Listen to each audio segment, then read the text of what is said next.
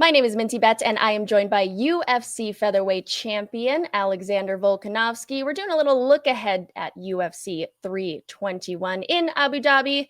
We've got the heavyweight title match between Tom Aspinall and Ciryl Gane. Since Jon Jones retired, this will be Tom Aspinall's first defense of the undisputed title.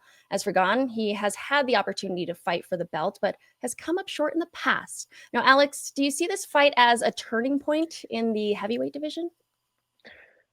Well, yeah, I mean, it's just such a tricky one. I guess a lot of people looked at Aspinall sort of as a champion as well. Obviously, we were really hoping that the Jon Jones and Aspinall fight was going to happen. Whether they still somehow make that happen further down the track, we will see.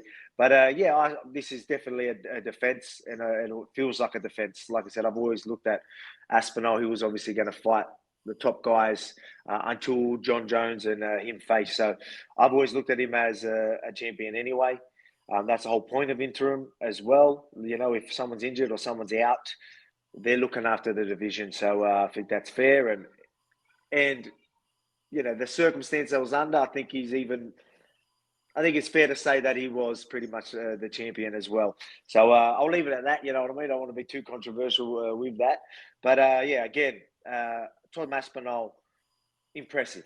You know, I think that's why we all wanted to see that fight, because if Jon Jones was able to do it against a legit heavyweight like Tom Aspinall, explosive, big heavyweight like that, that would have been very impressive, because Tom Aspinall's no joke. Right.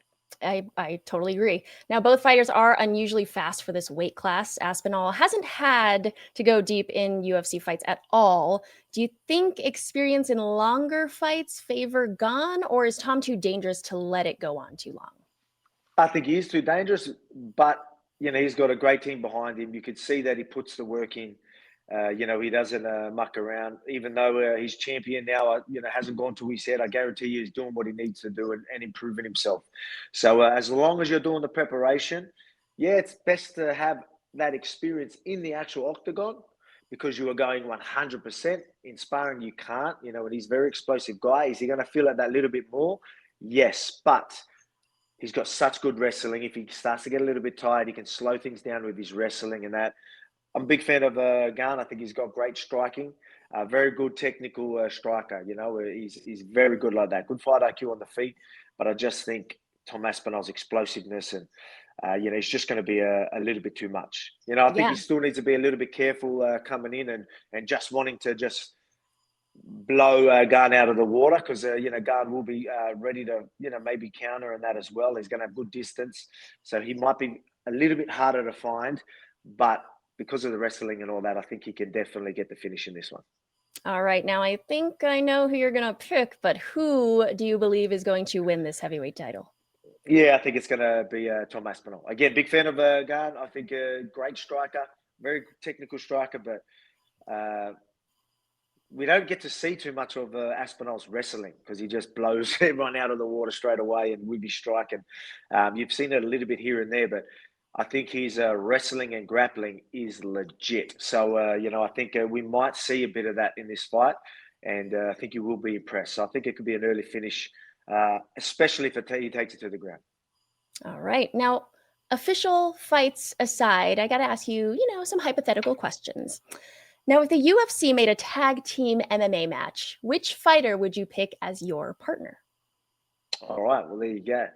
Um, well, we're talking about Tom Aspinall. I mean, he's a heavyweight champion. Having a heavyweight champion would be great, but I'm going to have to go with, you know, Aussie. Izzy's my guy, right? I'm going to have to probably go with Oh, Izzy. I think we'd make a good, you know, tag team, or so. I think that'll absolutely. be a good connection, and we could be very effective that way. So I'm going to go with Israel Adesanya. Absolutely. I love that. Now, in your opinion, who is the most exciting fighter in the UFC right now? Most exciting fighter in the UFC right now. I mean, Topuria is going to have to be up there. You know, not only is he winning fights the way he's winning them, finishing fights, you know, against tough opponents. Yes, I'll probably have to say Ilya Topuria. Okay. Now, if you could bring one retired legend back for a fight in today's UFC in their prime, who would you want to see? to bring back in their prime. Yes. For Okay. today's UFC, yes. Who would it be? For today, yeah. Who could see how they go in their prime? I mean, yeah, you. I guess because I'd like to. I believe with the game's always evolving, right? It is Mhm. always evolving. I think a lot of fighters back in the day in their prime would struggle today because of how much the game's evolved, even though they were so good back then and obviously ahead of their time. But I find that they would find it very hard in this era. I don't know about your George St. Pierre. I believe George St. Pierre is someone who could definitely handle this era because he's just always been, strategies. Or I feel like he's always been ahead of the game. It's not that long ago, but I believe that a George St. Pierre could definitely handle any era. You know what I mean? I do believe that. So I'll probably go with George St. Pierre. I love that answer. Now, last one. Is there a younger or newer fighter coming up that you think people should keep an eye on in the UFC? A younger fighter. Yeah. In the UFC. Anyone from a contender series or anyone who's had, just one or two fights under their belt? Yes. I know it's tough because there's so many good young guys too. There is. Well, I'm going to probably just go, this might seem boring to everyone because I'm going to go, again, as I always do, I'm going to go with my guys.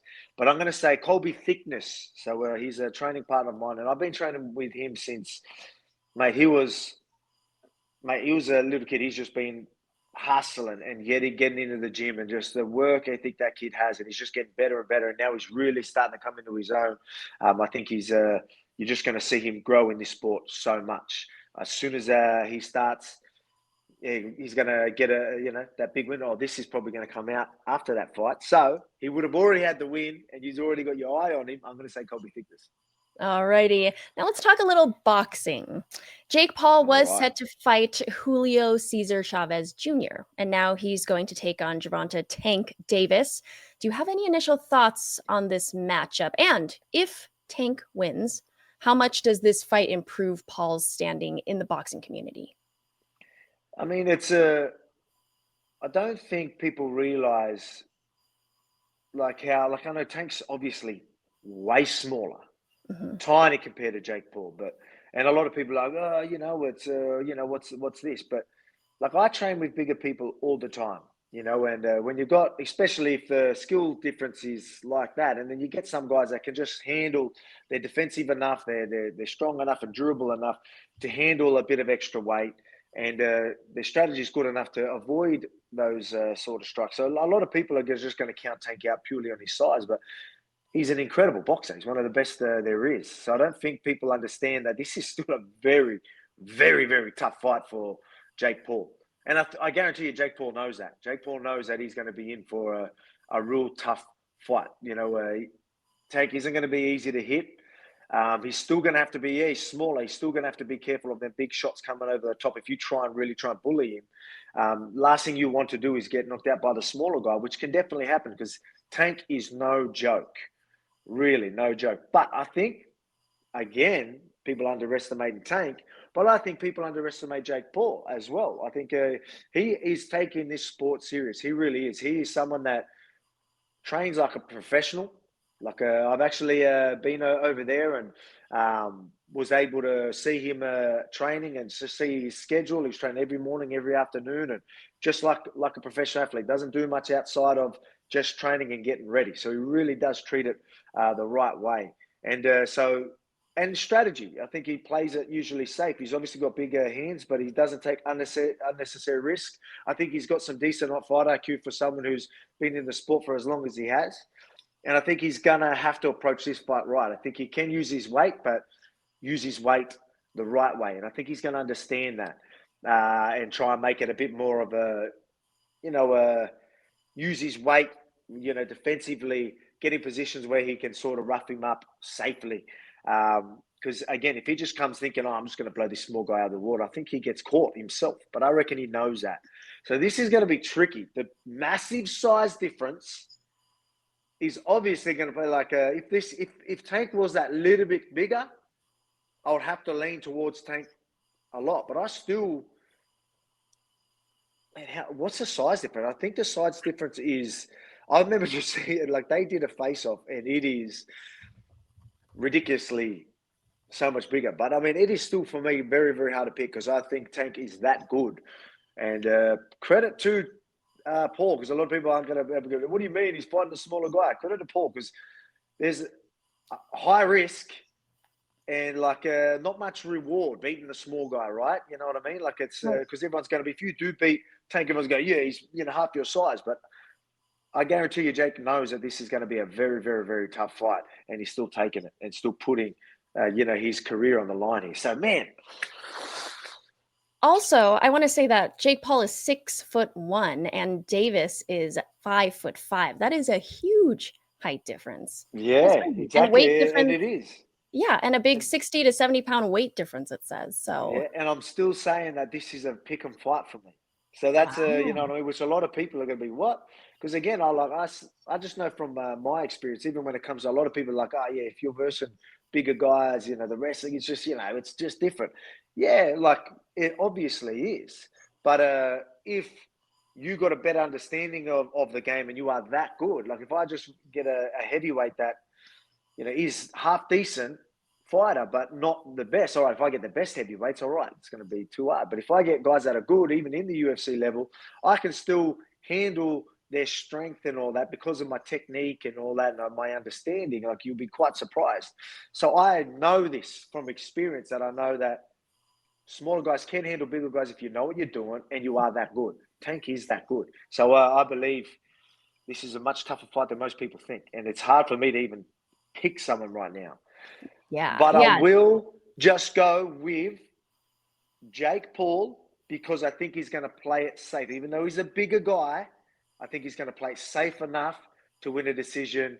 Be able to, the dirty box will be a lot more effective for him because, as you said, the size difference in that sort of range, I don't think while you're getting tied up, Tank won't be able to hit him like there. He has to hope keeping him coming in and stuff like that. So the dirty boxing and all that is going to favour Jake Paul, even though you would think the smaller guy on the inside, it's just too big a size difference. All he can do is maybe try and hit the guts. But while he's doing that little dirty boxing, I think that's where he can get some points and get the win. So I'm getting real technical with this one. But I believe that Jake Paul is going to play safe enough and work his strategy to get a decision win. Okay. The lean is Jake Paul, but still lots of respect for Tank. Alex, it was great talking to you as always. Thank you so much for joining us today. No worries at all. Thank you.